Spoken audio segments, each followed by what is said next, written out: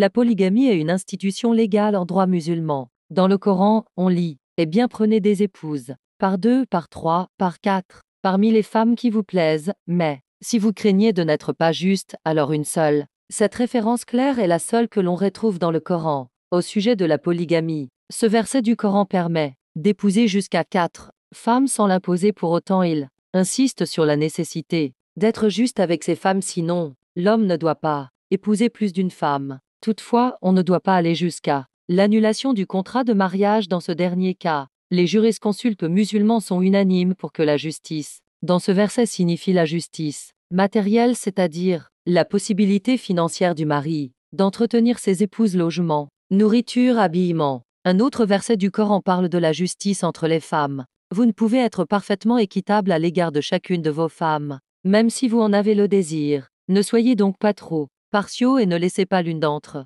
elles comme en suspens. La justice dans ce cas, la justice de cœur, l'amour de l'homme envers ses femmes. Notre Créateur sait qu'il est impossible à l'homme d'aimer toutes ses femmes de la même façon, même s'il a essayé de le faire. La tradition du prophète Mohammed montrait que faire la justice de cœur entre plusieurs femmes est une chose impossible. Ceci est mon partage Qasm, dans ce qui est de mon pouvoir je possède.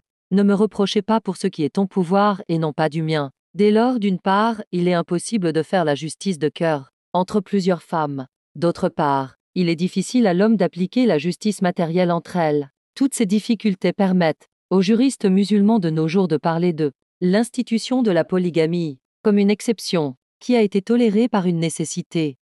Les besoins quotidiens ne permettent aux musulmans aucun partage de ses efforts entre plusieurs foyers. Ses responsabilités envers sa femme, ses enfants et sa famille, en général, épuisent ses efforts et son temps. Pour ces raisons, on parle aujourd'hui d'une réelle régression de la polygamie. D'autre part, la réglementation actuelle de la polygamie, dans le monde arabe, grâce au code moderne du statut personnel, permet de dire que la pratique de la polygamie est difficile compte tenu de l'exigence d'une autorisation du juge national pour contracter un deuxième mariage. Une question se pose maintenant. Quelles sont les raisons ou les motifs qui justifient l'existence de l'institution de la polygamie en islam? Nous pouvons citer quelques raisons déjà citées par quelques spécialistes du droit musulman, qui sont les suivantes. 1. Dans le cas d'une femme stérile, la polygamie permet au mari de cette femme d'épouser une autre pour assurer sa postérité, sans faire d'adoption.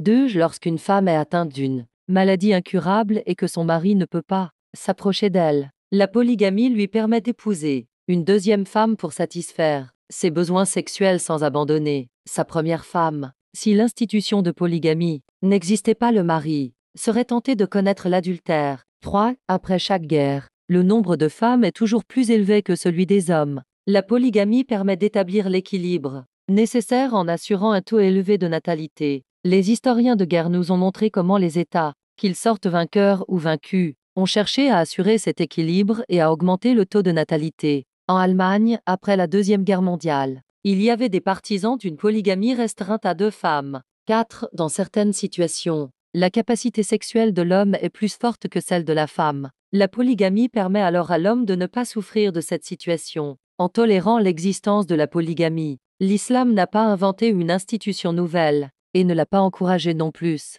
Les anciennes civilisations l'ont connue et différentes religions l'ont tolérée.